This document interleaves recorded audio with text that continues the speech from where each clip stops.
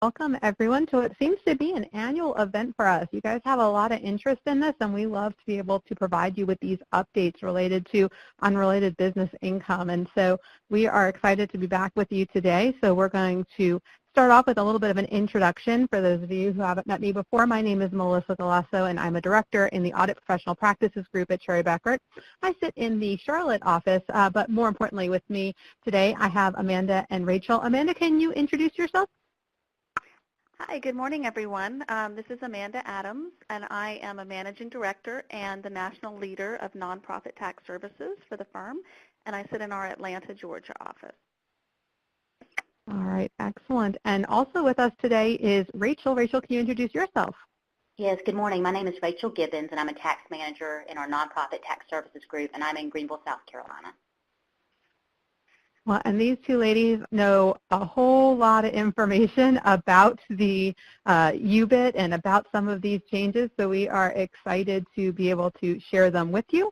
So if you guys have questions, we encourage you to put them into the chat pod there so that we can get through them throughout class today and at the end. And if we don't have time at the end of today's class, we will be able to give you some emails at the end. So always make sure that you're getting your questions asked. So with that, let's turn it over and talk a little bit about today's agenda. So Amanda, why don't you tell us a little bit about what our plan is for today?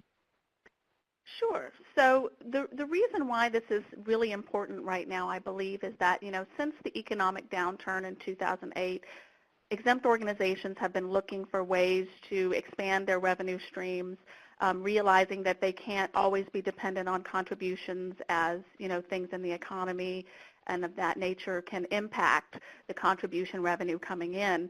With new tax reform, I believe that that is another avenue for causing organizations to focus on, other ways that they can raise revenue beyond contributions. And so that's why we feel it's really important to make sure we all have a good understanding of the concepts. So first we're going to start off by talking about what are the basic concepts, how do we define unrelated business income, how do we know when we could be generating something that could be unrelated business income.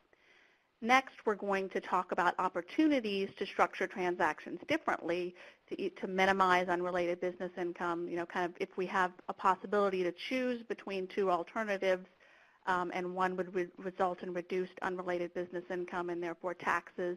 We want you to be aware of those opportunities where they may exist.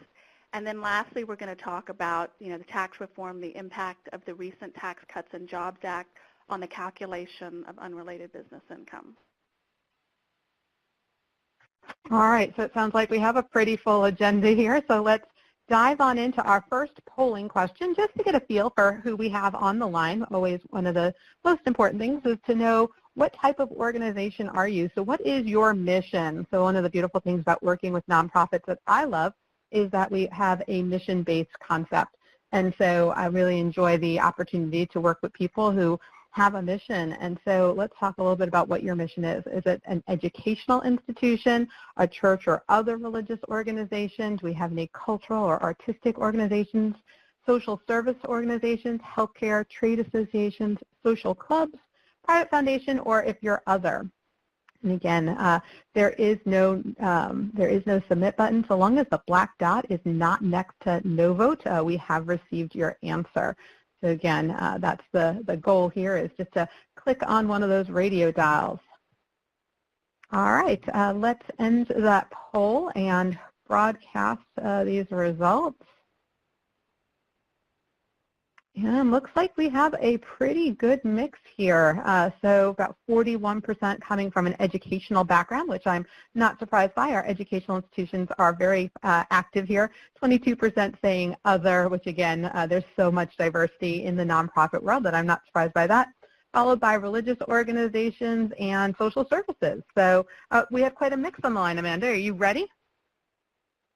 I'm ready. All right, so let's move on now and start off with what is unrelated business income. So last year we did a webinar on this very same topic. So why don't you give us an overview of the history related to unrelated business income tax? So the Revenue Act of 1913 established the modern federal income tax system, and at that time, tax exemption was granted to any entity organized and operated exclusively for religious, charitable, or educational purposes, as long as no part of the net income of that entity inured to the benefit of any individual. So once an organization was deemed to be exempt, it was exempt on all income that it received. Now, there was a very important Supreme Court decision in 1924 in the case Trinidad v. Sagrada Orden, which focused on a religious order that was generating some income from dividends, interest, rents, wine, chocolates, and other things that they sold in their exempt activities. And because there was no tax on unrelated business income at that point, the real focus of the case was on exempt status itself.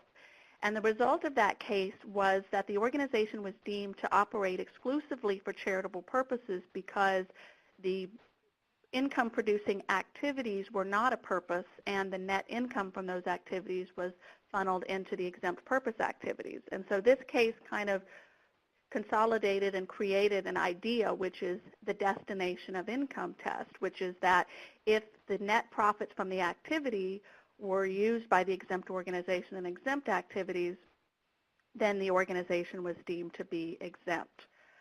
There was another case later on that came to the opposite conclusion, Better Business Bureau in 1945, which although they were operating a commercial activity, because the purpose of the organization was to operate that commercial activity, they could not be deemed exempt. So during this time, a lot of exempt organizations began operating commercial activities either directly or through separate business subsidiaries, because as long as the income from those activities was used for exempt purposes, there was no challenge to their exempt status, and they didn't pay tax on that income. So in the 40s, the IRS and others began to consider that this was not a fair result. And so what happened was the Revenue Act of 1950 established the unrelated business income tax for most exempt organizations so that they could eliminate the unfair competition between exempt organizations and for-profit businesses. A seminal case that culminated in the Revenue Act of 1950 was the Mueller case, and that was a case where an organization was created to operate a macaroni company with all of the profits going back to NYU law.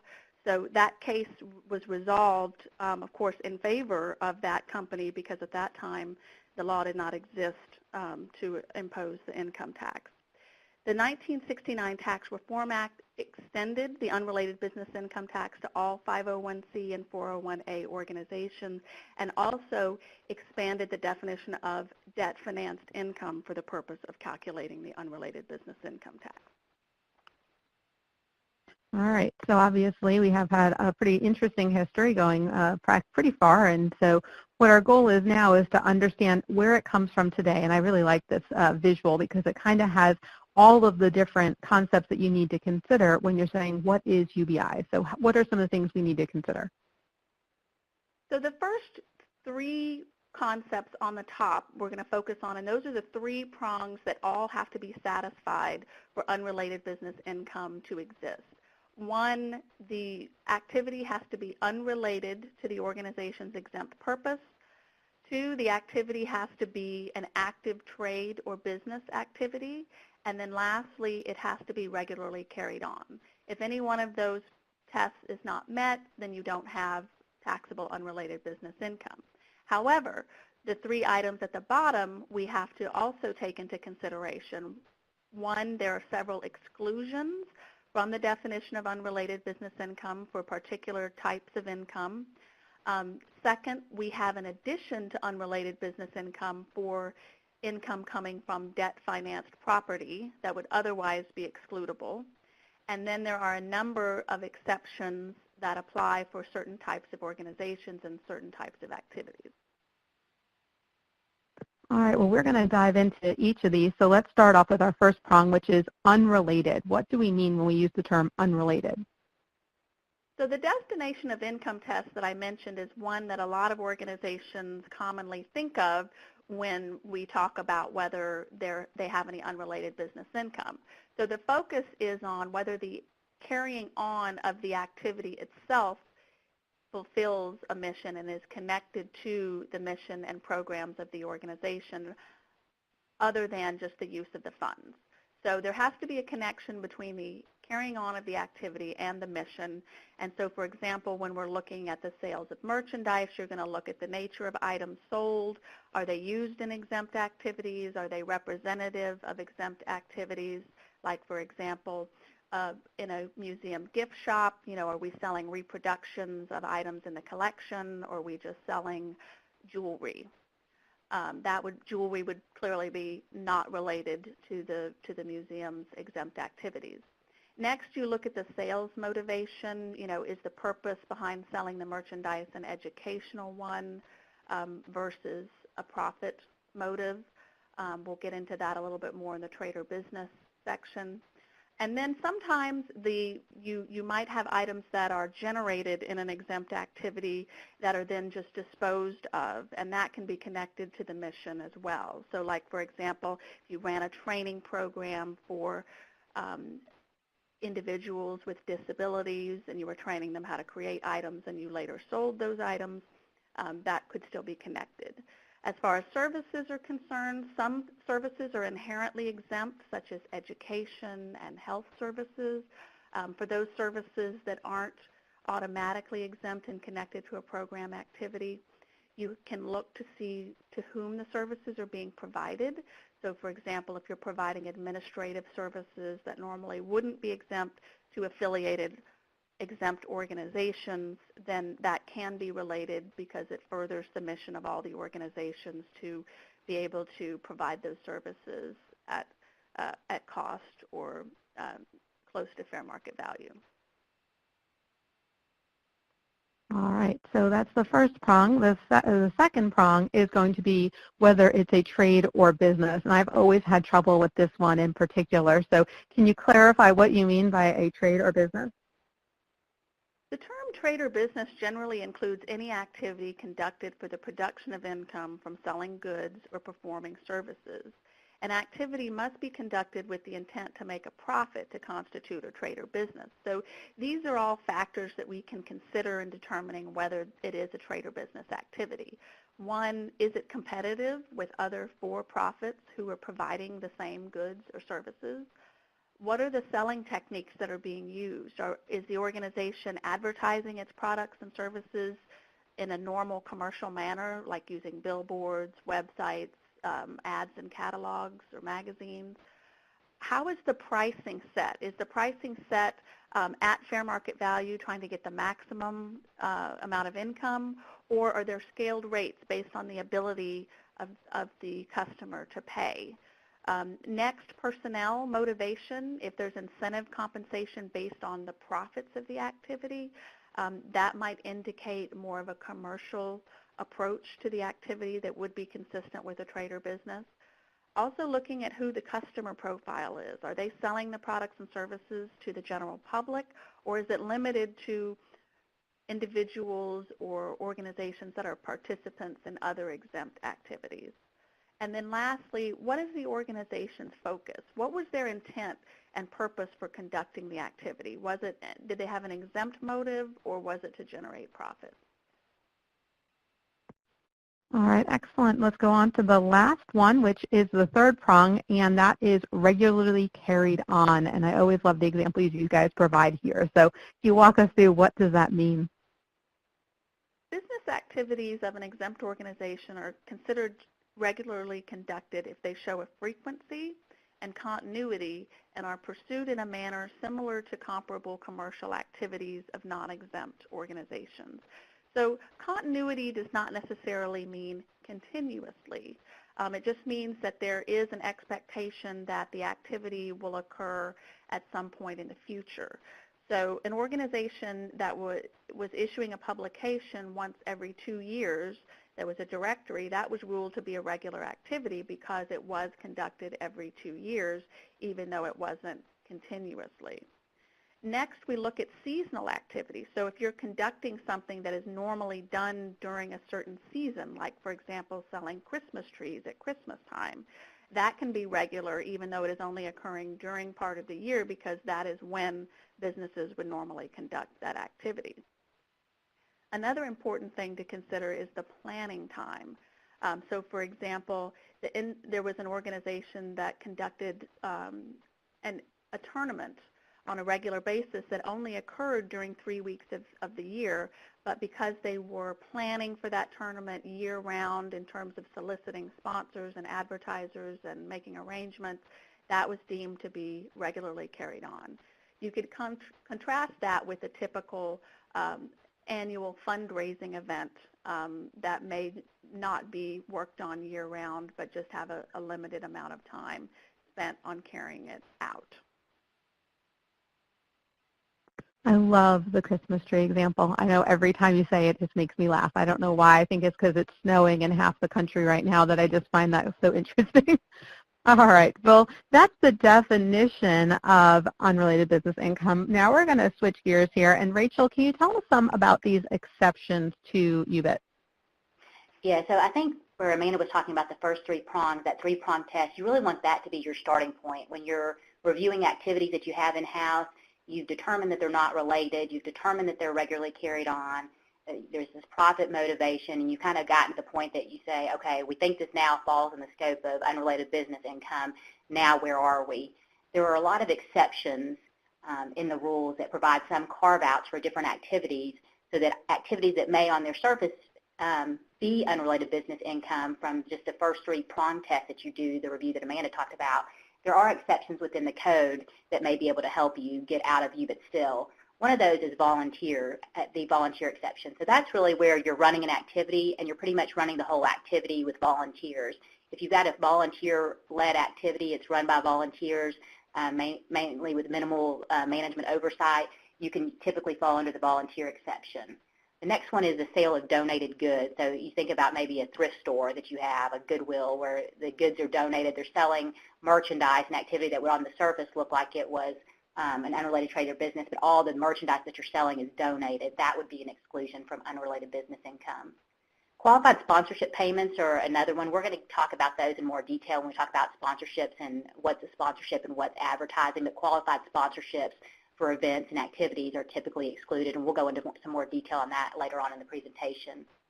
A fourth exception is if you're running an activity that's really for the convenience of members, and we see this a lot in the healthcare sector, we see it a lot in the educational sector, where you're running an activity that may look like an unrelated trade or business activity, but it's really the primary motivation for running that activity is really for the convenience of, for example, in a college setting, you're really doing it for the convenience of your students or faculty. In a hospital, it's really for the convenience of patients and the doctors there that you're serving, and so you can look at that convenience exception. The public entertainment exception, that's kind of a limited exception. It tends to do with like agricultural fairs and educational fairs, but I do mention that it's out there. Convention or trade shows, we typically see that with business leagues where they might have members in their business league come together a couple times a year to talk about new trends in the industry or what's going on, and they might have revenue from different sources that are all kind of tied to that trade show. Maybe they have sponsors setting up booths at the trade show. That tends to be where we see that, and because it's typically not regularly carried on, it's really trying to promote the industry itself, and that the other income is kind of de minimis or related to that. There's an exception for that. And then the other one is for the distribution of low-cost articles. That exception really comes into play when the main driver in that is you're trying to solicit a contribution, and so you may distribute some kind of low-cost good. The value of that is pretty minimal. I think it's like $10.60. It's indexed for inflation, but it tends to be really the main thing that you're doing is soliciting a contribution. All right, excellent. So you've talked about the exceptions. Now can you talk about what do we mean by modifications? Because I think this is when you get into some of the nitty-gritty. That's right. So again, just more exceptions and exclusions you kind of have to walk through and consider the different activities. And it's a lot of information, I think, when you get into unrelated business income. There's so many rules and there's so many exceptions. To me, the key takeaway for a lot of this is just kind of having this on your radar. So if your organization is doing something, maybe it hasn't been reviewed recently, or you're thinking about getting into some new line of activity, it's really just to kind of have, I think, an understanding of, hey, we may need to flag this, or we may need to think through this to see if we're going to have some unrelated business income activities through it, because there's so much to a lot of these areas. But for interest and dividends and capital gains, I'll kind of take those together because they kind of fall in the same scenario, those tend to be passive investment income activities, and those are just statutorily excluded. Now, that exception does not apply to social clubs, 501c7s, and VIBAs, which are 501c9 organizations. Those, I'll just touch briefly on those. I know we did have some members in the poll that were social clubs. So social clubs are kind of their own different beast, and for social clubs, typically the only thing that you get to exclude from unrelated business income is income that you're generating in activities with membership. And so that tends to be in its own category where you've got income generated from really getting together members on a social and recreational basis. Anything else tends to be subject to unrelated business income, so they don't get the same treatment that a 501c3 would. But for most of our charitable organizations, they are going to get the benefit of not paying tax on interest and dividends and capital gains. That would be for our public charities. Private foundations would be paying a small 1 or 2% excise tax on their net investment income. Rental income is kind of unique in that if it's just plain vanilla rent income, it would typically be excluded from income, but there are a lot of different things that can taint that, and we'll talk about that in a little bit more further in some slides, because that's a pretty common area that we see with unrelated business income. If you have an income from an S corporation, I know a lot of our clients have alternative investments. A lot of those investments will throw off K-1s because they're structured as a partnership.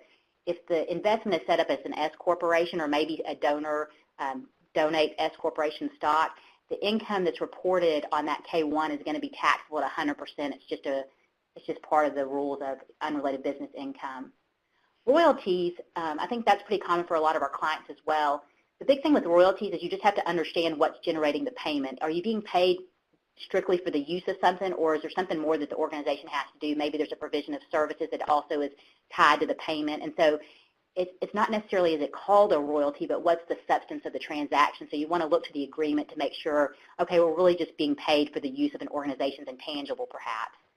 And then for research, you have to look at what the research is for. So for example, if you're doing research for the government, that would be excluded.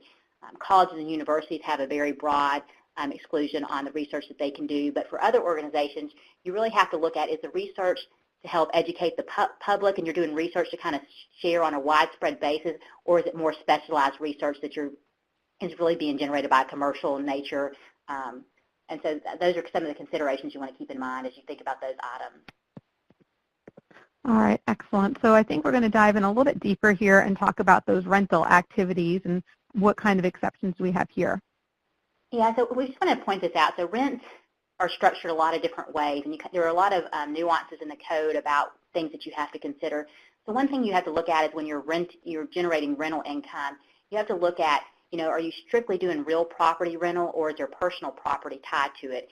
If there's a significant amount of personal property, it can taint that exclusion from unrelated business income. So there are set percentages in the code as to the value of the personal property that can be rented along with the real property, and kind of what that does to the underlying rent payment.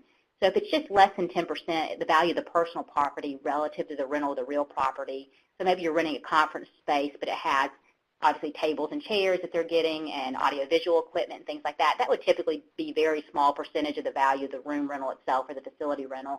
If it's less than 10%, but those things are included, you just completely get to ignore them. It's just kind of a de minimis thing that you would expect. But if it's between 10 and 50%, so you've got a substantial part of the rental, there's a real property component, but then there's a substantial personal property rental that goes along with it, and the value of that personal property rental relative to the real property rental falls between 10 and 50%, then just that portion of the value of the rents tied to the personal property rental is taxable as UBIT. But once you go over 50%, meaning the value of the personal property relative to the real property that you're renting, once that goes over 50%, you basically tainted the entire rental payment. There are some parts in UBIT where you can kind of segregate the activities and kind of carve out activities so that you save yourself on some UBIT. We'll talk about that in the sponsorship area. But for the rent, it pretty much taints it. So you can't set up two separate contracts if the contract is so closely tied to the activity where you have your personal property in one and your real property in the other, and you go over 50%, it's still going to taint the whole thing because it's going to be really looked at as one transaction. It may be helpful to have different agreements for purposes of setting values for other areas, but or maybe to kind of just establish what the value is as to what you're renting. But just some things to consider. Just know that if you do have personal property that is substantial, again, where you would think the value would be more than 10%, then you just want to be aware that that could create some UBIT. And this is kind of a little bit more technical, but I also say sometimes I run into occasion where a client is renting multiple things, and the activity is you would think might be real property, but under the code it's actually considered personal property, so you have to consider that as well. And then the next one on there is services provided. So if you're doing real property rental and you're just providing the basic of services, you provide utilities and you provide grounds maintenance, and people have access to your parking and things like that. That's just the typical things that you would have access to in a typical rental agreement. That's going to be okay. But if you start providing additional services, just know that the provision of those additional services can taint your rental income. So maybe you're doing catering, or you're doing after-hours security or things like that. You just have to look at, is this just a straight real property lease and we're just providing the typical things that you would provide in connection with that, or are we providing a little bit extra services? We really need to consider the scope of what that is to make a determination if it's going to taint your rental income. And then if you have rents that are based on net profits, that can also taint your rental income. All right, excellent. So let's move on to, I think, a topic that gets a lot of attention, which is debt-financed property. I think this is probably one of the more confusing ones for me. So can you walk us through what is the considerations that we have to go through here? Yeah, the debt finance rules can get really tricky because there's a lot of technical definitions of what qualifies as debt. But just as a general rule, again, more so that you can flag it to raise the question when you're talking about when it's tax time, or you're doing an activity, or maybe you're about to go out and purchase new property, you're going to put debt on an existing building and do some kind of refinance. You just kind of want to think about the implications it could have. So not all debt is going to create debt finance income, which would be taxable.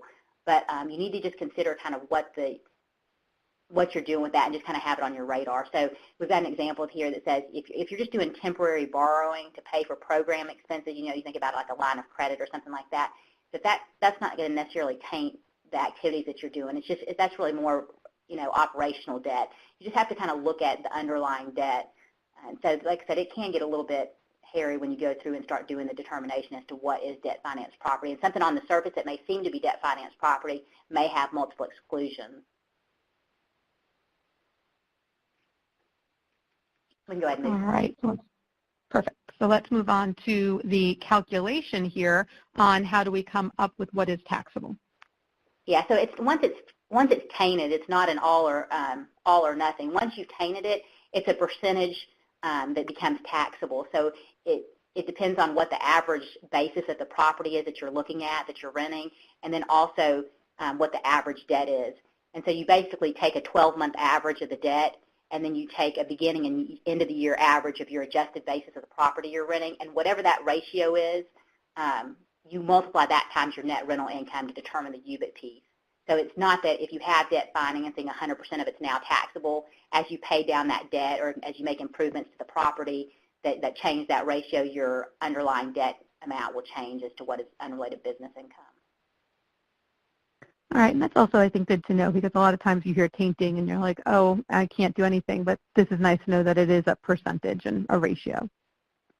All right, so let's look at some calculations here that we need to consider. Yeah, and so this is, again, just some things to put in the back of your mind that, if you've just got debt on one piece of property and that's the property you're renting and it's pretty straightforward, then it becomes a pretty straightforward calculation. It can become a little bit more complex if you've got the debt and the debt covers multiple properties and only some of those are being rented, so there are rules that kind of dictate how you allocate the debt and how you're determining just the allocations to that specific property that may be generating the unrelated business income. There's also different calculations that come into play when you sell the property. Amanda's going to talk about that a little bit different, but it just has to do with the ratio that you're using. So the year of sale can be an important year to consider when you look at how much of your income is going to be unrelated once you've gotten to that point. Then there's some general exceptions.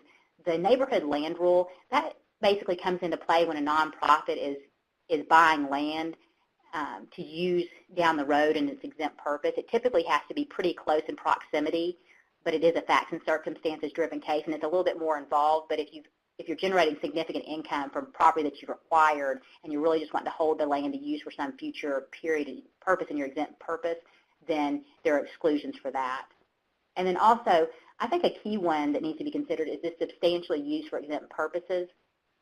So you can look at the property that you're renting under these rules and say, okay, if this is on a building and we're only renting like 10% of the building, but 90% of the building, even though it's debt financed, but 90% of the building is used for our exempt purposes, then you can get out of this debt finance rule because it's substantially used for your exempt purpose. You can do that on a square footage method to determine the percentage is 85% that you're looking at when you're talking about substantial use. You can also look at a time percentage. So once we get to, even though we have debt financing, we can also consider what's the debt on and how much of the time are we actually using this. And if the substantial use of the property that is debt financed is being used for exempt purposes, then we can kind of get out of the debt finance rules if we can get it to a high enough percentage. And what it's really trying to do is just carve out, the real thing that they're trying to do is tax income where you're basically going out and debt financing production of unrelated income. But so debt on a related property, we typically can get out under the substantial use exception. And then schools and their affiliated supporting organizations, they have special rules with debt financing. So a lot of times, for example, on a K-1, a school or a college, you might see two separate footnotes that talk about the percentage of income they have to pick up. A lot of times the one that you will see for schools talks about a code section, and basically if you're a school or supported organization, those debt finance rules don't apply, and so your income's typically lower, especially when we see it a lot in pass-through investments on the K-1 because typically they get an exclusion from these debt finance rules. All right, excellent. And so we've been talking about UBIT and talking about UBI. Why is it so important? What's the consequence of having UBI?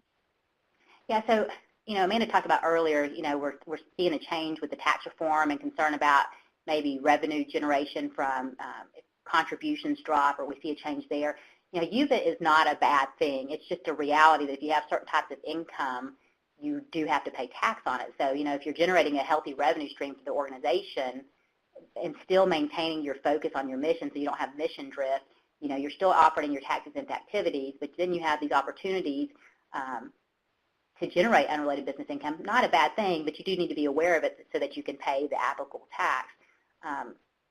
In addition, you also need to consider generation of unrelated business income. There's the income tax issue that we're talking about with UBIT, but you also have to consider property tax issues. It could create issues for sales and use tax.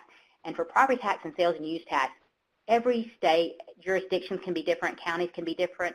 So you just want to keep in mind that if you're generating unrelated business income, especially if it's significant, if it was really small, I don't know that I would lose a whole lot of sleep over it. But if we're talking about significant numbers for unrelated business income tax that's being generated, that can taint your property tax exemption because you're using it in a commercial nature. And so you kind of have to consider other impacts. We also mentioned bond exempt status, but I don't see that come up a whole lot.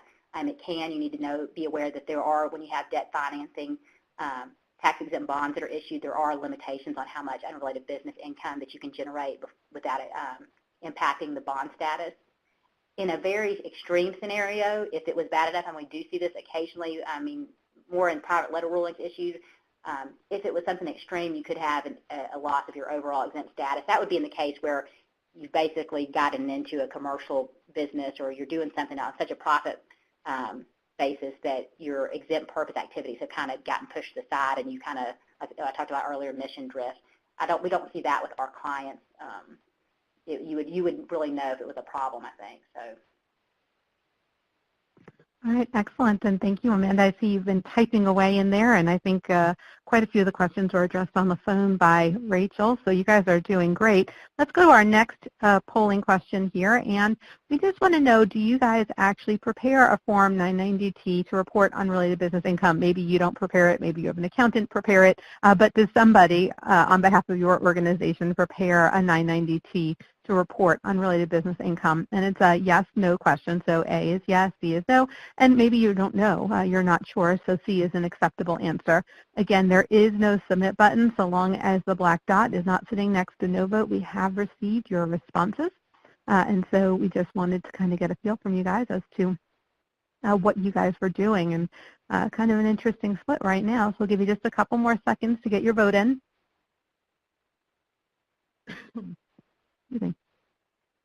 All right, Chrissy, let's end that poll and broadcast those results.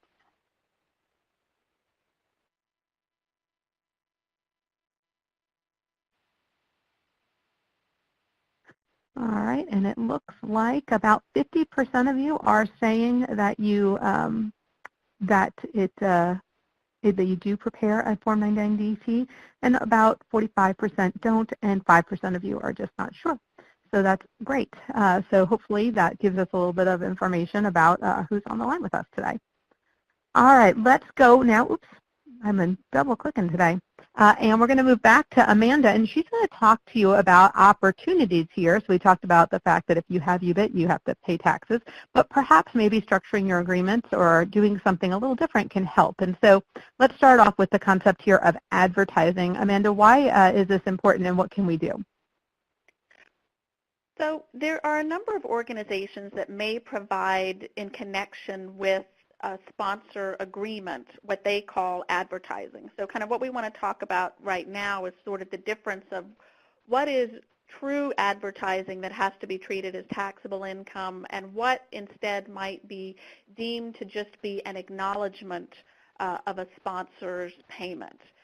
So advertising is defined as any message or other programming material which is broadcast or otherwise transmitted, published, displayed, or distributed, and which promotes or markets any trade or business or any service, facility, or product. So that seems pretty clear. An advertising message is encouraging you to buy a product. So how can we contrast that with the term qualified sponsorship payment? Now, this is a rule that has only been around since 1997. But qualified sponsorship payment is defined as any payment made by a person engaged in a trade or business for which the person will receive no substantial benefit other than the use or acknowledgement of the business name, logo, or product lines in connection with the organization's activity. Use or acknowledgement doesn't include advertising the sponsor's products or services. So if we take the example of an organization that has a regular monthly publication, a magazine in which they have, articles about that further the exempt purposes of the organization, and they sell ads in that magazine.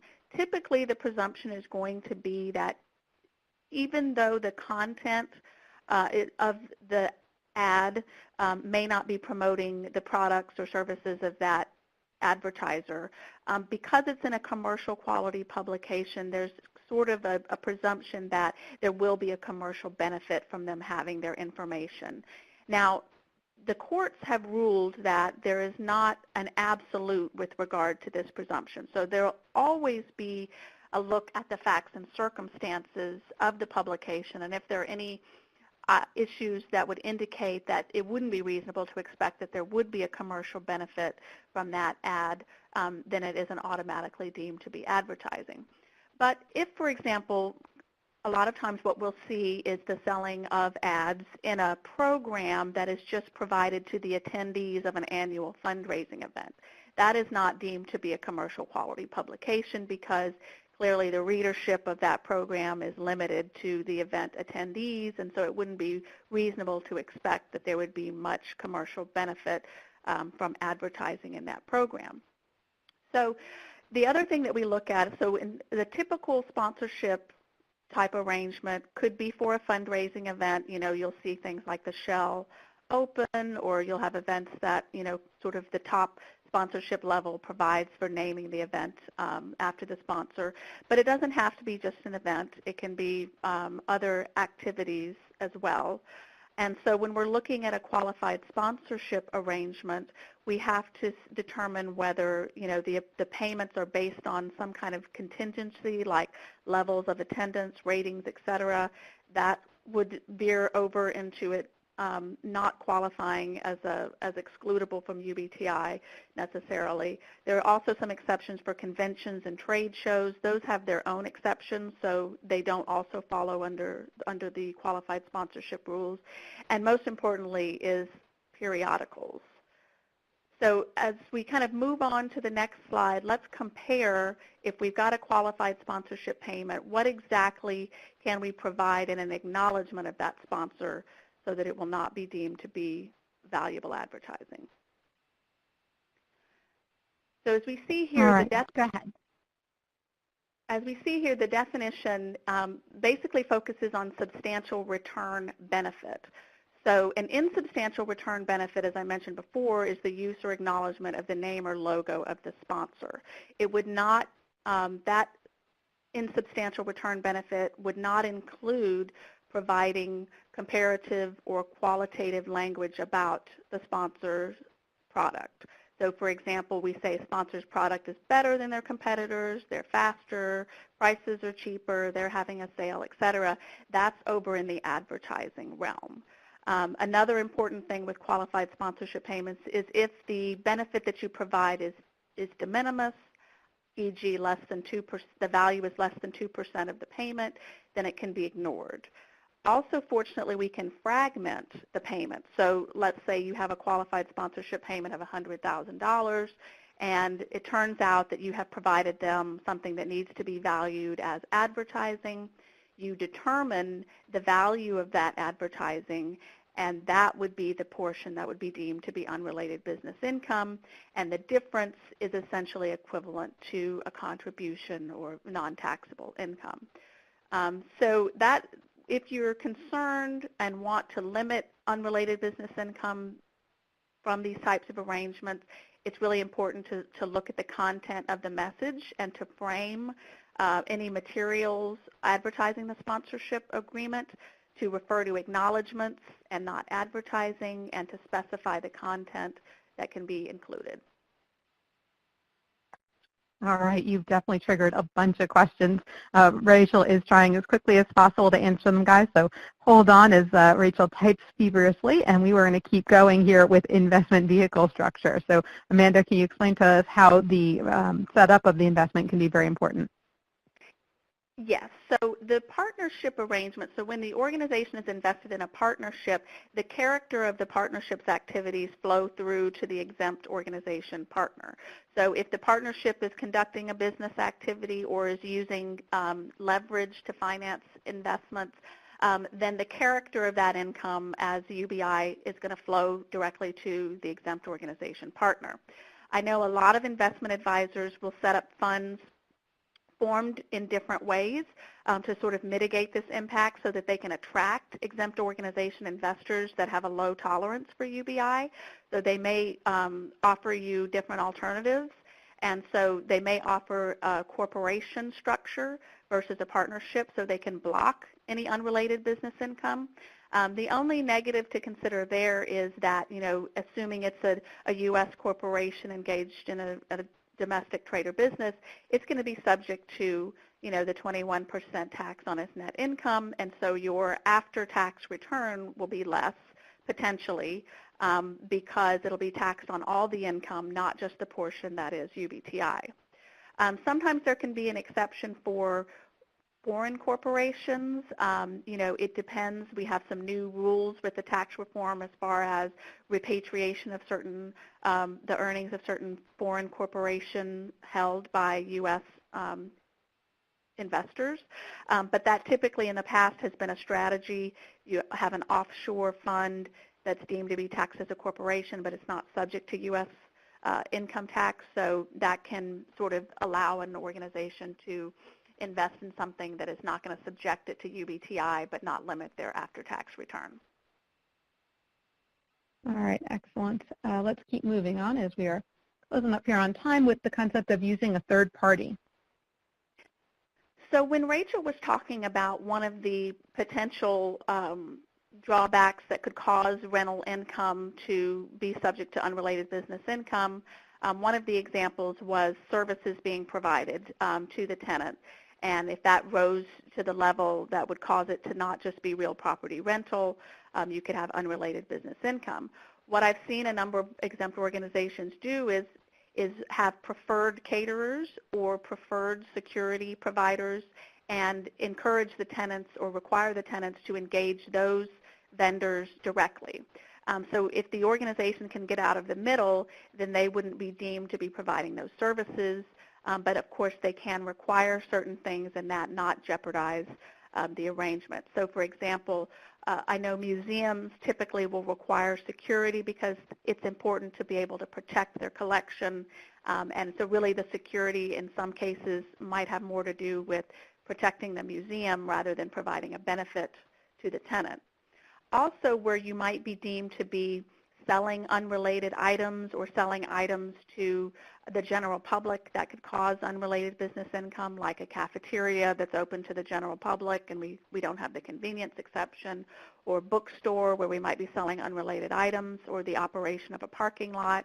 If instead what you have is that you lease space on your site to a third party that is going to be operating that activity, whether it's the bookstore, Barnes & Noble, or the parking lot, then you can have real property rent that's excludable, but you can still have somebody providing those services on your campus in a way that you'd like. I see a lot of bookstores now that are going that route. My university that I graduated from did that, and I was always wondering why they did that, but now I know. All right, and let's talk briefly again about that debt finance property. We seem to keep coming back to this topic, and so now what can we do about it?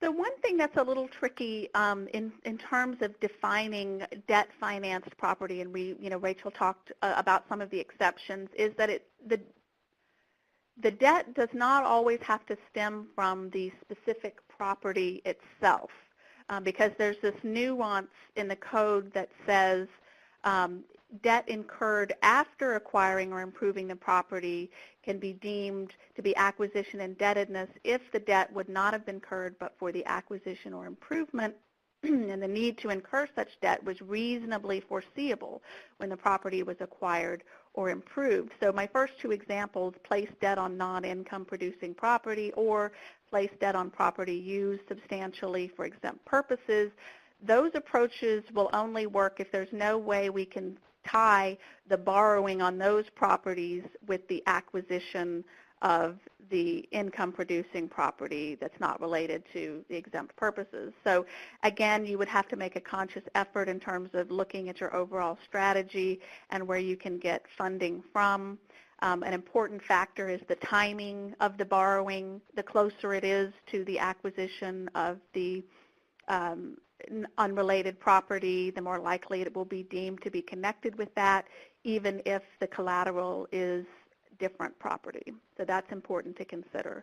Another thing that can be done is if you're intending to sell the property and recognize a significant capital gain, if you can delay the sale until 12 months after the debt is paid off, then you will be outside the scope of the calculation of the average debt to basis ratio, and so you'd be able to exclude that from unrelated business income.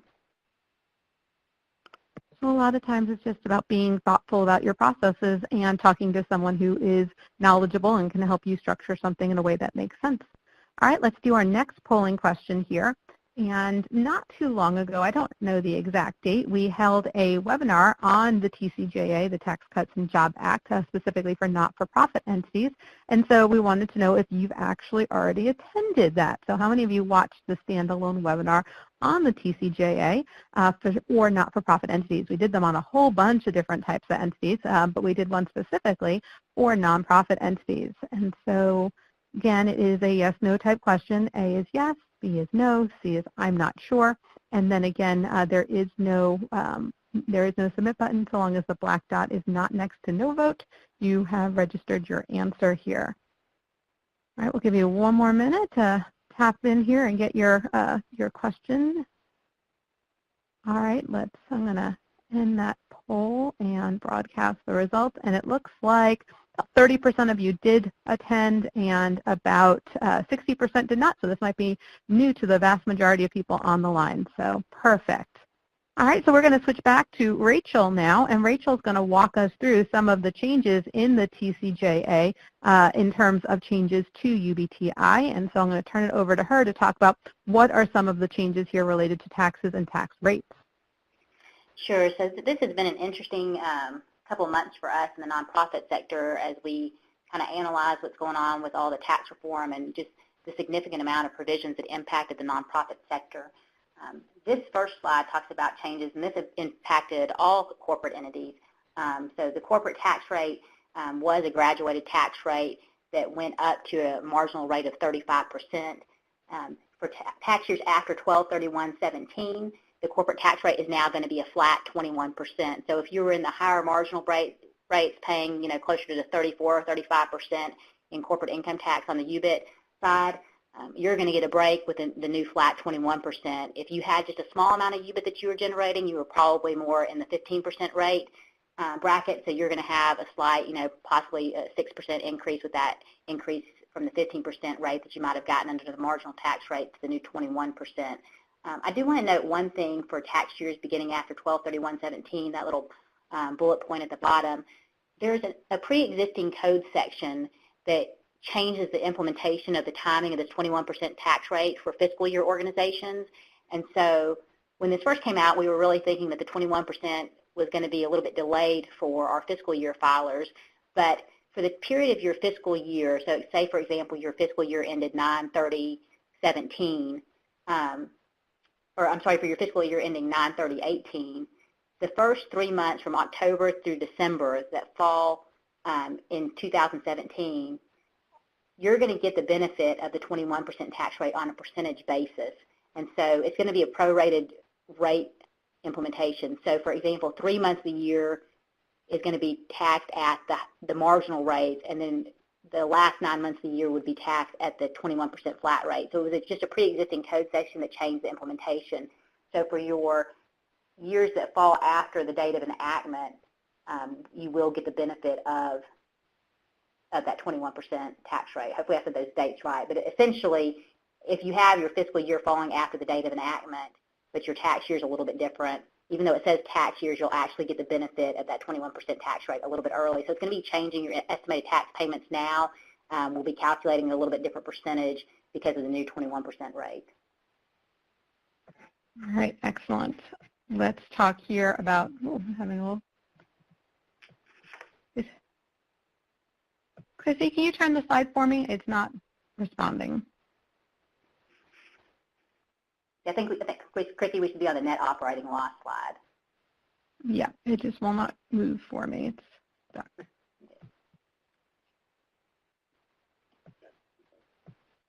All right, well, I'm going to introduce the topic as we try to figure out why it's not moving along here, because we do want to make sure we don't run out of time.